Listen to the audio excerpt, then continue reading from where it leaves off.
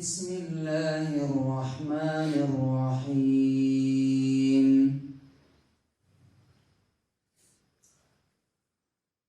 وبرزوا للہ جميعا فقال الضعفاء للذین استكبروا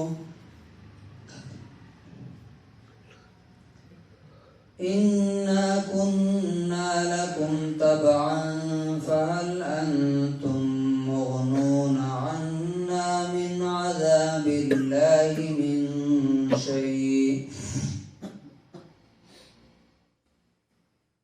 قالوا لو هدانا الله لهديناكم سواء علينا أجزعنا أم صبرنا ما لنا من محیص۔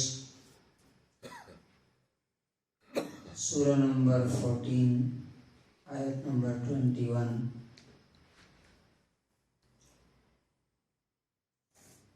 اور یہ سارے کے سارے لوگ اللہ تعالی کے سامنے آئیں گے، تو جو کمزور لوگ ہوں گے وہ بڑے لوگوں سے، اپنے سماج کے، سوسائٹی کے بڑے لوگوں سے، لیڈر سے کہیں گے کہ ہم تمہارے پیچھے پیچھے چلتے تھے، ہم تمہاری بات مانتے تھے، تو کیا تم اللہ کے عذاب سے کچھ بھی کم کرا سکتے ہو؟ اللہ کا عذاب ہٹا سکتے ہو تھوڑا بھی؟ تو وہ کہیں گے اگر اللہ ہمیں راستہ دکھائے گا تو ہم تم کو بھی دکھا دیں گے۔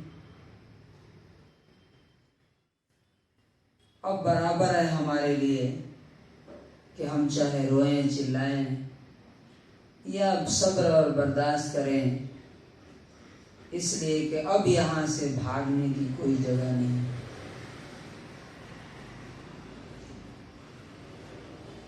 اس آیت میں ہمارے لیے کیا لیسن ہے، کیا سبق؟ دیکھیے، دنیا میں دو طرح کے لوگ ہوتے ہیں۔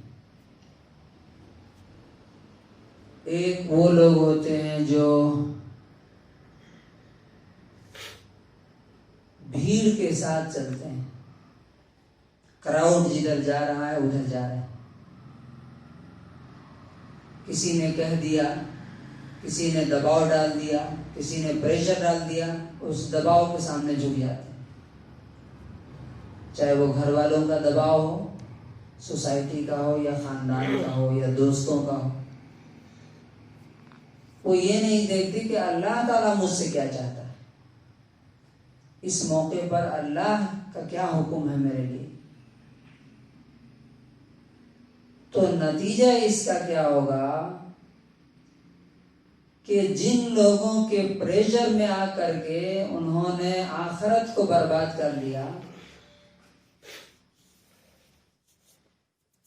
اب قیامت کے دن وہ ان سے درخواست کریں گے، ان سے ریکویسٹ کریں گے کہ دنیا میں تو ہم نے تمہاری بات مانی، اب آج تم ہماری بات مانو، تم ہماری مدد کرو۔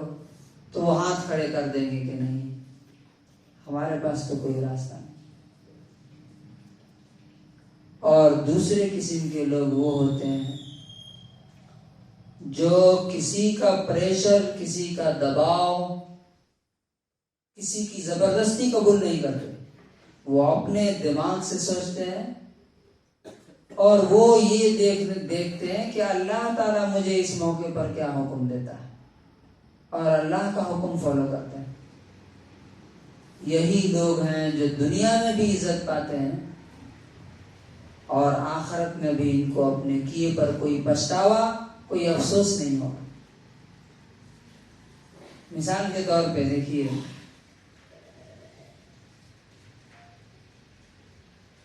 روم کا جو بادشاہ تھا قیصر، جب اللہ کے رسول صلی اللہ علیہ وسلم نے اسے لیٹر لکھا اور اس نے ابو سفیان کو اور ان کے ساتھیوں کو بلا کے پوچھا ان کے بارے میں کہ یہ نبی کیسا ہے، اس کا خاندان کیسا ہے، کیسے لوگ اس کو مان رہے ہیں. تو کہا کہ غریب لوگ مان رہے ہیں. کیا کبھی جھوٹ بولا ہے؟ تو نہیں بولا. بہت سارے سوالات کیے. اس کے بعد اس نے کہا کہ اگر تم جو کچھ بتا رہے وہ سچ ہے تو میرے پیر کے نیچے جو زمین ہے نا، اس پر بھی اس کی حکومت ہوگی، اور اگر میں اس کے پاس ہوتا تو میں اس کا پیر دھو کر کے پیتا. پھر اس کے بعد اس نے اپنے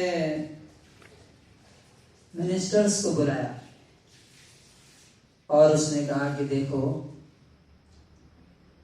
یہ جو نبی عرب میں نکلا ہے یہ سچا نبی ہے، تم سب قبول کر لو، میں بھی اسلام قبول کرنے جا رہا ہوں. تو سب جو ہے غصہ ہو کر کے بھاگے. دروازہ بند کر کے رکھا تھا پہلے سے. پھر اس نے کہا کہ آؤ آؤ، میں تو تمہارا دین چیک کر رہا تھا کہ تم اپنے دین میں کتنے مضبوط ہو. اور اس نے ان کے ناراضگی کے ڈر سے اسلام قبول نہیں کیا اور جہنم میں چلا گیا. لیکن اسی طرح کا لیٹر رسول اللہ صلی اللہ علیہ وسلم نے حبشہ کے بادشاہ کے پاس لکھا. نجاشی، اسہمہ نام تھا اس کا. اس نے جب بلا کر کے مسلمانوں کو پورا سنا اور اسلام کا جب تعارف اس کے سامنے ہوا، انٹروڈکشن، تو اس نے ایک تنکا اٹھایا باریک سا اور کہا کہ تم جو کہہ رہے ہو عیسیٰ ابن مریم کے بارے میں، عیسیٰ یہ تنکے کے برابر بھی اس سے الگ نہیں تھے. تو اس کے جتنے مذہبی ریلیجیس اسکالرز تھے سب غصہ ہو گئے اور ناک سے آواز نکالنے لگے غصے میں. تو اس نے کہا کہ تمہیں جو کرنا ہے کرو، میں تو اس دین کو فالو کروں گا. اور اس نے اسلام قبول کر لیا. تو اس نے پریشر یہ نہیں کیا، ریجیکٹ کر دیا. تو رسول اللہ صلی اللہ علیہ وسلم جب اس کی وفات ہوئی تو آپ صلی اللہ علیہ وسلم نے کہا کہ تم اپنے بھائی کی نماز جنازہ پڑھو. اور رسول اللہ صلی اللہ علیہ وسلم نے مدینے میں اس کی جنازے کی نماز ادا کی. صحابہ کرام جنت میں. تو اللہ تبارک و تعالیٰ سے دعا بھی کرنی چاہیے اور ہمیں کوشش کرنی چاہیے کہ اللہ کے معاملے میں کسی کا دباؤ، کسی کا پریشر کبھی قبول نہیں کرنا، ورنہ یہ ہمیشہ کے لیے افسوس، شرمندگی اور ندامت کا سبب بنے گا. اللہ تبارک و تعالیٰ ہمیں اس کی توفیق عطا فرمائے.